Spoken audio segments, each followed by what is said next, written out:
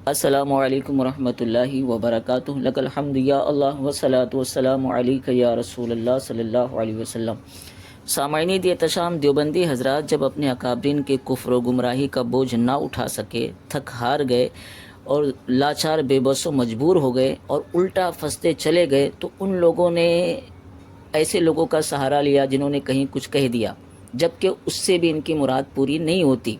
یہ مزید ذلیل و رسوا ہوتے ہیں۔ اصغر دیوبندی جیسے عیار و مکار کذاب و دجال لوگ پیر کرم شاہ اظہری کے حوالے سے کہتے ہیں کہ تحذیر الناس میری نظر میں، اور اس میں پیر کرم شاہ اظہری نے کہا یہ کہنا درست نہیں سمجھتا کہ مولانا قاسم نانوتوی عقیدہ ختم نبوت کے منکر تھے، جبکہ یہ جو صفحہ پیش کرتے ہیں اسکرین پر آپ دیکھ لیں، اس میں یہ بھی لکھا ہوا ہے۔ تحذیر الناس میں متعدد ایسی عبارتیں ہیں جو عقیدہ ختم نبوت کے بارے میں اپنے قاری کو تذبذب میں مبتلا کر دیتی ہیں، اور یہ بھی آپ کو لکھا ہوا ملے گا کہ منکرین ختم نبوت نے فائدہ اٹھایا اور بہت سے لوگوں کو نعمت ایمان سے محروم کر دیا۔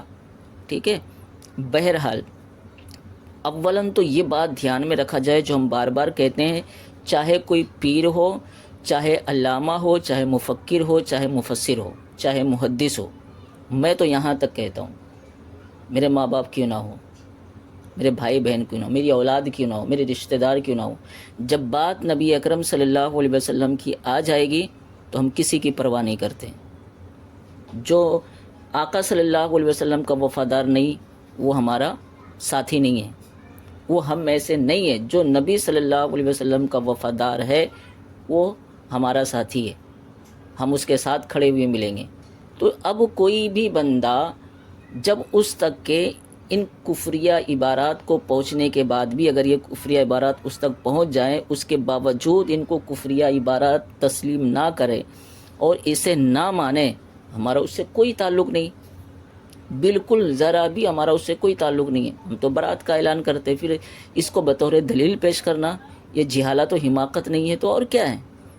دوسری بات، میرے سمجھ میں یہ بات نہیں آتی کہ دیوبندیوں نے کیا نشہ کر لیا، بھانگ وانگ پی لیا ہے؟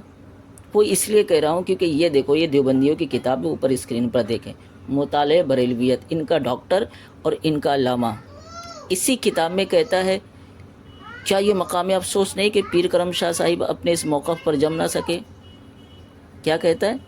کیا یہ مقام افسوس نہیں کہ پیر کرم شاہ صاحب جو ہے اپنے موقف پر جم نہ سکے؟ اور آگے کیا لکھا؟ اور مریدوں کے جمگٹھے میں انہیں بھی بریلوی دھارے میں بہنا پڑا۔ تو ایک طرف تم یہ کہتے ہو، ایک طرف وہ کہتے ہو، ارے بدبختو، ہوش کے ناخن لو، سدھر جاؤ۔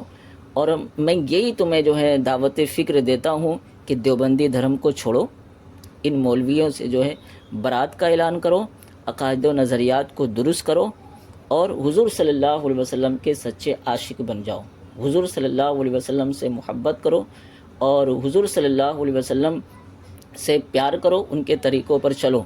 اللہ کریم ہمیں حق کہنے، حق سننے، حق پر عمل کرنے کی توفیق عطا فرمائے۔ السلام علیکم۔